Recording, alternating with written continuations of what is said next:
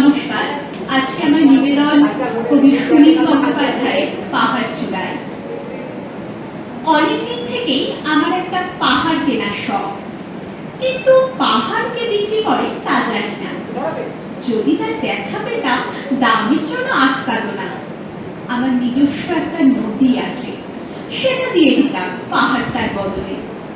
কে না জানে পাহাড়ের চেয়ে নদীর দামই বেশি। পাহাড় স্থানু, নদী বহমান।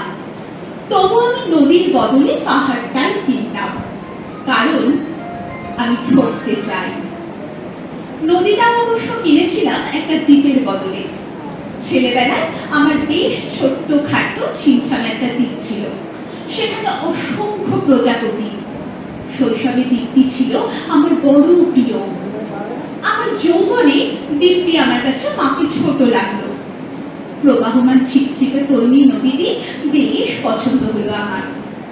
বন্ধুরা বলল, এইটুকু একটা দ্বীপের বিনিময় অত বড় একটা নদী পেয়েছিস, খুব জিতেছিস তো মাইরি। তখন জয়ের আনন্দে আমি বিহ্বল হতাম।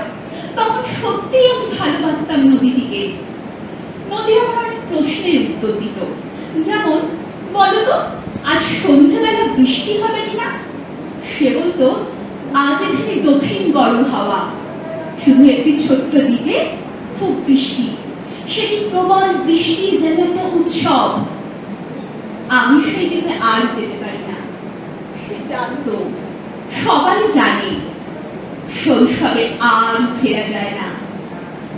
এখন আমি একটা পাহাড় কিনতে চাই, যেই পাহাড়ের পায়ের কাছে থাকবে গহন অরণ্য।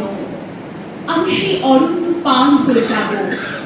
তারপর শুধু রুক্ষ কঠিন পাহাড়, একেবারে চূড়ায় মাথার খুব কাছে আকাশ, নিচে বিপুলা পৃথিবী, চলাচলের তীব্র নির্জনতা। আমার কণ্ঠস্বর সেখানে কেউ শুনতে পাবে না। আমি ঈশ্বর মানি না, তিনি আমার মাথার কাছে ঝুঁকে দাঁড়াবেন না। আমি শুধু 10 দিককে উদ্দেশ্য করে বলবো, প্রত্যেক মানুষই অহংকারী। এখানে আমি একা, এখানে আমার কোনো অহংকার নেই। এখানে জয়ী হবার বদলে ক্ষমা চাইতে ভালো লাগে। হে 10 দিক, আমি কোনো দোষ করিনি, আমাকে ক্ষমা করো।